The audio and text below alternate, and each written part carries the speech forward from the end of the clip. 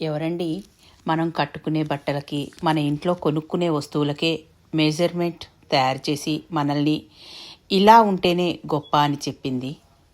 ఒకప్పుడు పెళ్ళికి ఒకటో రెండో పట్టు చీరలు కొనుక్కుంటే అవే చీరలు పిల్లల పెళ్ళిళ్ళకి పీటల మీద కూర్చోడానికి కూడా ఉపయోగించేవారు. అవే చీరలు మడికి ఆ తర్వాత మనవలు పుట్టే సమయానికి పట్టుబొంతల్లాగా కూడా ఉపయోగించడం నాకు తెలుసు. ఆడవారు మెడలో తాళి, నల్లపూసలు, మహా అయితే మరో గొలుసు లేదా నెక్లెస్తో జీవితం గడిచిపోయింది. కొన్ని కుటుంబాల్లో పెళ్లిళ్లకు వెళ్ళినప్పుడు పక్కింటి వదిన గారిని తాలిబొట్టు కూడా అప్పడిగి ఆ కార్యక్రమం అయిన వెంటనే తిరిగి వచ్చి ఆవిడ నగ ఆవిడకి ఇచ్చేసిన సందర్భాలు కూడా నాకు తెలుసు. బంధువులు వేసవి సెలవులకు అమ్మమ్మ ఇంటికి వెళ్ళినప్పుడు, ఏదైనా కథాకార్యాలు జరిగినప్పుడు, ఎవరింటికైనా వెళ్తే అందరూ చక్కగా హాల్లో బొంతలు చాపలు వేసుకొని కలిసి కబుర్లు చెప్పుకుంటూ నవ్వులు కేరింతల మధ్య నిద్రపోవడం నాకు తెలుసు. వేసవికాలం కరెంటు పోతే సాయంత్రాలు హరికేన్ లాంతర్ పెట్టుకొని చుట్టూ కూర్చుని చదువుకోవడం తెలుసు. బుడ్డి కిరసనాయిల దీపాల వెలుగులో భోజనాలు తెలుసు. గాలి ఆడకపోతే పెరట్లో చెట్ల కింద చక్కగా మడత మంచాలు, పట్టిడి మంచాలు వేసుకొని కథలు, పాటలు, ఆ వెన్నెల్లోనే ఆటలు ఆడుకుంటూ గడిపిన రాత్రులు తెలుసు. ఒకరి ఇంటికి వస్తున్నారు అంటే మర్యాద కోసం, గొప్ప కోసం లేదా మనకున్న వస్తువులు చూపించడం కోసం అలంకరణలు ఉండేవి కావు. చక్కగా కడుపు నిండా వారికి నచ్చిన పిండి వంటలు చేసి పక్కన కూర్చుని విస్తర్లో వడ్డించి కబుర్లు చెప్తూ భోజనాలు చేయడం తెలుసు. పిల్లలందరికీ పెద్దమ్మ, అమ్మ, పిన్ని, అత్త, పెద్దక్క ఇలా ఎవరో ఒకరు కలిపి పోరు ముద్దలు చేసి తినిపించడం తెలుసు.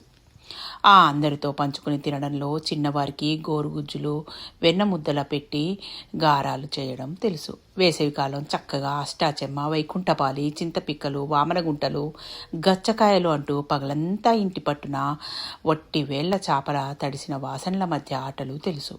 ఓడిపోయి ఉడికిపోయిన బుజ్జిదాన్ని జంతికలు, గోరుమీటీలు పెట్టి బతిమలాడుకోవడము తెలుసు. అక్క బట్టలు చెల్లి, అన్న సైకిల్ తమ్ముడు తొక్కుకోవడం తెలుసు. ఎప్పుడెప్పుడు అమ్మ నైవేద్యం పెడుతుందా, చక్కగా బూరెలు బొబ్బట్లు చకచకా తినేద్దామా అని ఆవురావురంటూ ఎదురు చూడడం తెలుసు. పట్టులంగాలకి ఫిల్ట్ వేసుకొని పొట్టైన ప్రతిసారి ఒక ఫిల్ట్ కుట్లు విప్పి మళ్ళీ వేసుకోవడం తెలుసు. అమ్మ చీరలు పురిటిలో మెత్తగా కట్టుకొని నడికట్టు కట్టుకోవడం తెలుసు. పురుడైన 10 రోజులు ఉదయాన్నే ఉడుకు కాయం, నీళ్ళైన తర్వాత కొట్టుకాయం తినడం తెలుసు. నల్ల బెల్లం వాసన, నెయ్యి మరుగుతున్న వాసన తెలుసు. పక్కింటి వదిన కూతురికి పురుడైతే వేడి నీళ్లు, కుంకుడుకాయలు, నలుగుపిండి పంచిపెట్టడం తెలుసు. నలుగురూ కలిసి కార్యక్రమాలకి వంటలు వండడం, వడ్డించడం తెలుసు. అమ్మాయిని చూసుకోవడానికి పెళ్లివారు వస్తున్నారు, వదిన నీ పట్టు చీరేవవా, పెద్దదానికి కూడా ఆ చీరలోనే పెళ్లి కుదిరింది అంటూ ఆడపడుచు చీర కట్టి పిల్లలకు పెళ్లి చేయడం తెలుసు. ఆ విధవ నా మాట వినడం లేదు అన్నయ్య, ఓసారి నీ దగ్గరికి పంపిస్తా, మాట్లాడు అన్నయ్య అన్న తమ్ముళ్ళు తెలుసు.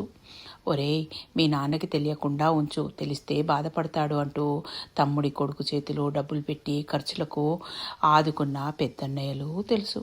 అదేమిటమ్మా మనందరం ఒకటే కదా, ఎవరైతేనేంటి ఇటు వచ్చేయండి అంటూ చనువుగా పిలిచిన పెద్ద తోటి కోడలు తెలుసు. పిల్లాడు నచ్చాడా అంటే ఇంకా నసుగుతోంది, ఓసారి దాంతో మాట్లాడవే అంటూ పెద్ద కూతురికి పెత్తనమిచ్చిన పిన్నమ్మ తెలుసు.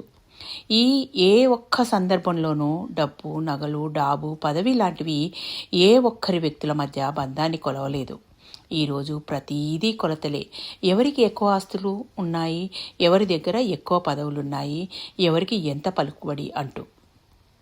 పక్కింటి వాళ్ళ మనవడి పుట్టినరోజుకి కూడా మనమే కొత్త బట్టలు కొనుక్కుంటూ అక్కడికి థీమ్ అంటూ ఒకే రంగు చీరలు, ఒకేలాంటి నగలు, పైగా హోదాకు తగ్గ బహుమతులు అంతటితో సహా సరా రిటర్న్ గిఫ్ట్లో కూడా హోదానే చూపించడం.